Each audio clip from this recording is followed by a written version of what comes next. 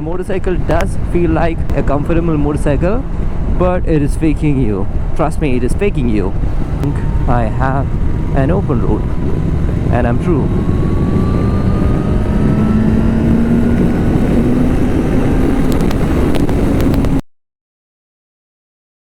I still remember those days in my school where I used to have a lot of motorcycle pictures over my notebooks, and one among them was a semi-fed, high taller stance, sporty looking Yamaha motorcycle. And never ever I thought that I will be able to ride that motorcycle one day. And today we have the Yamaha Fazer 600. What's up YouTube? Welcome back to a new video, and today this is the beauty that we're gonna ride. It's like a dream come true for me because I've been watching this motorcycle for a very long time.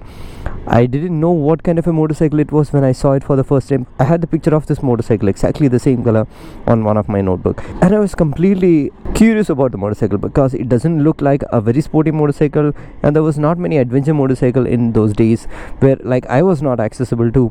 But this motorcycle is almost like love at first sight. And yeah, let's get into the details about the motorcycle. So this one is a 2008 Yamaha Fazer 600S. So it's a 599cc R6 engine, 2003 variant.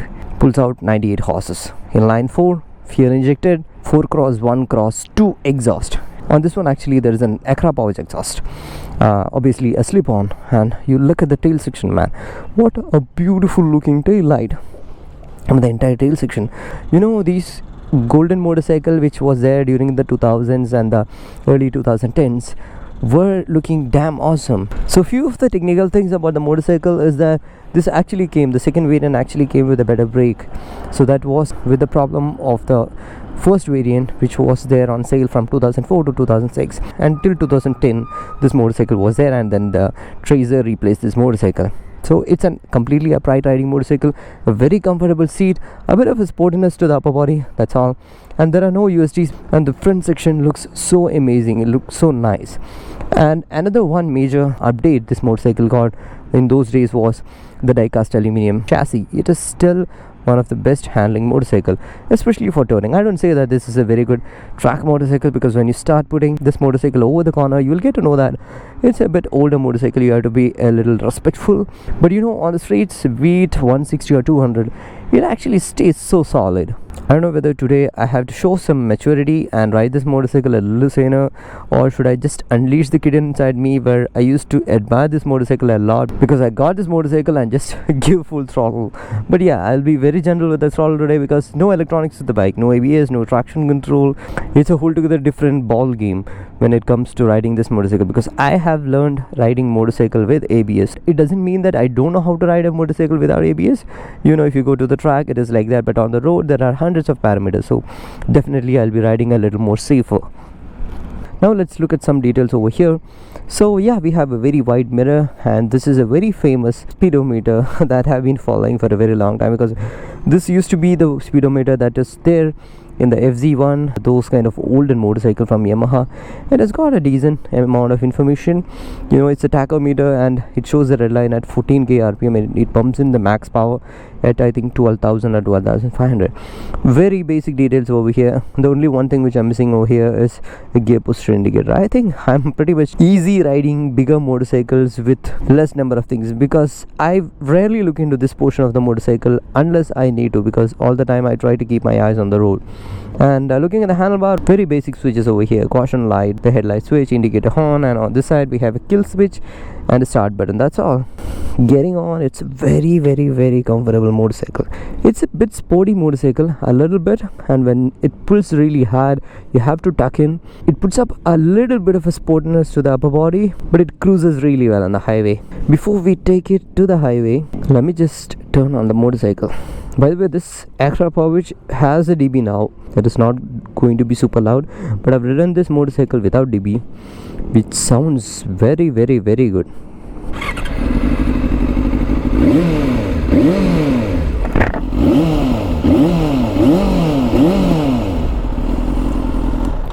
Such a sweet sounding motorcycle. So let's take it to the road.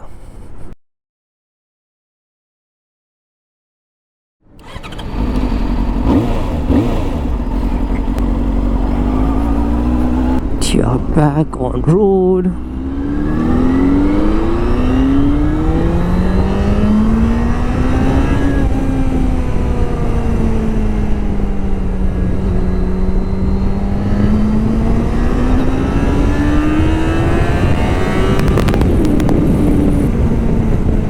No traction control, I can feel that from the rear wheel. I still can feel how I was riding that Yamaha on the Crossplane 2009 variant 4 years back, because you know these people actually makes brilliant motorcycle, and especially during those days when the speed war was going on, the middleweight, the leader class were super charged up, and this one is nothing less. I thought it's a sports tourer, but you know, this is like a sports motorcycle with a blanket of a sports tourer. That's how Yamaha had made this motorcycle back then. Of course, the R6 DNA is kicking all the time. The practical part of using this engine for longer rides, for that matter city rides, is that when you're riding in this RPM like 4000 to 6000 RPM, the motorcycle does feel like a comfortable motorcycle, but it is faking you. Trust me, it is faking you. And when it goes past that 8000 RPM, or to make it a little more dramatic, when it is in that 7000 RPM, we get an instant hook.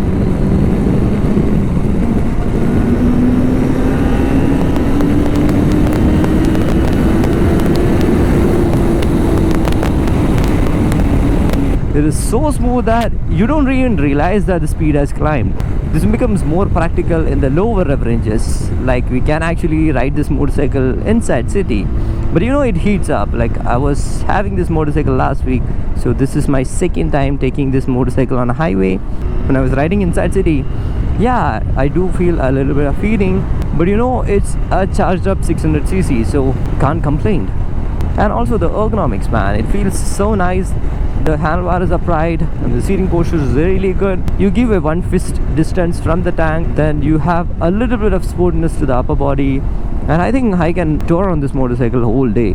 It doesn't feel like a heavier motorcycle. Personally, I own a CBR 650R. I get a feel that this one is more comfortable and more engaging than that motorcycle, because you know, anyway, the 650 is by stock 87 horses, and yeah, you can tune it up to 100 horses, but there's a whole lot of difference when it comes to stock motorcycle doing 100 plus bhp. Weight distribution on the motorcycle is really good.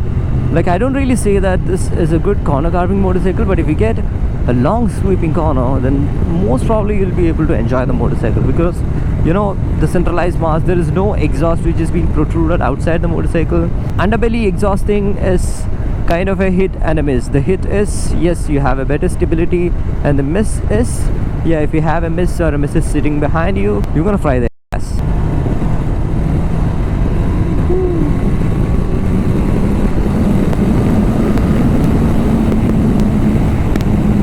Look how smoothly it delivers the power. From a speed of 60 km per hour on the 6th gear, it easily pulls up to 200 km. And also, I really admire the way how Yamaha has engineered this motorcycle, and I really love the way how Yamaha hides few things from the customer. You know, I'm a big fan of GTA. I mean, I used to play GTA a lot. There are certain things when it comes to these kind of games, you know, there are certain secret codes or the secret way to hack the game and play it, and there is one bit on this motorcycle like that. You know, you can actually tune this motorcycle by stock without any device. Yes, you heard me right, because it's a 4-cylinder motorcycle. What you have to do is just turn off the motorcycle completely, press that reset and the select button, turn the ignition on, wait for some time, then it gets into diagnostic mode. Then you can individually set the percentage of fuel you need for each cylinder, and the logic is, you give more fuel, the more percentage of fuel into the inner 2 cylinders, that means the second and the third one, so because it is running much cooler, and tune it by yourself. So Yamaha themselves claim that if you are in different riding conditions, say if you are in a different country, just start experimenting with your motorcycle and get a better tuning for yourself. I mean, how good it is, that's what I'm telling. If you start working on these olden or golden era motorcycles, you will see a hell lot of these kind of secret codes on the motorcycle, which actually is pretty interesting. By the way, this motorcycle, what you see, is actually made in Japan and went to Bahrain and then came to India in a legal import manner. So there are a lot of grey market motorcycles in India. We can't really blame on that as well, because 1990 2000s we don't have any other source to get motorcycles to India. So even if you are an enthusiast and you want to get when you are in India, there is no proper source for you to get a super bike. So the only way is to bring it in parts, assemble, or get it somehow, I don't know, get in the cargo, bring it here and ride it. So that's how many people have done that. So that's called the grey market motorcycle. And many people, when the motorcycle were good, they converted it to legal motorcycle. I think I have an open road and I'm true.